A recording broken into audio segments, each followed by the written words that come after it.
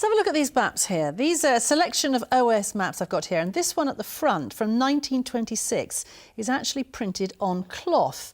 Now, when you look at these, it's funny, isn't it? Because you might be forgiven for thinking that map reading is becoming a lost art as more of us become reliant on digital technology to get from A to B. However, sales of paper maps made by the Ordnance Survey in Southampton have started to increase. So much so that they've decided to rebrand some of their Explorer range, and they need your help to design the covers. So if you're a keen photographer and you like the outdoors, Caroline Richardson has the details for you.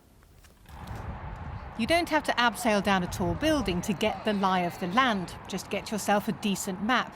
Today, Mountaineer BONITA NORRIS helped the Ordnance Survey launch a national photography competition. In 2010, she was the youngest British woman to climb Everest at just 22. She may not be the best map reader in the world, but she knows the value of good maps. It's a safety net, being able to navigate where you are. Up in the Himalayas, obviously mapping is really useful because especially if you're in a remote area, then not many people might have been there before. You can't rely on other people's knowledge, so you've got to use maps and you've got to cross-reference them to find out where you're going. The OS is more than 200 years old. Intricate surveying and painstaking map drawing have developed rapidly over the decades. What used to take a team of people days to complete is now a one-man job today. Angus Hemmings is a surveyor. His equipment uses satellites to pinpoint his position to within a centimetre. New houses, new roads, new hospitals, schools, etc. So within 6 months of them being built, they will be on our maps. Those updates, some 10,000 a day, from the surveyors and aerial photographs are stored in this huge computer, the master map. It has 450 million bits of data. Paper maps make up just 6% of business for the Ordnance Survey.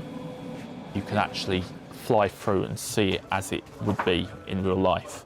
New technology like this 3D manipulation of map data can be used by the government, military, utility companies and housing developers. The OS has mobile apps and bespoke maps, and also provides the data used in Google Maps and SatNav. People do obviously use their phones and their GPS devices for doing more and more things these days, but ultimately the paper maps are the things that they go back to, the life belt under the seat, if you like, to be able to rely on.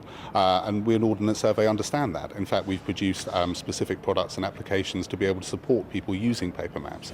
Map covers have also changed over the decades. These are prototypes for the Explorer series, which include the national parks like the New Forest and South Downs.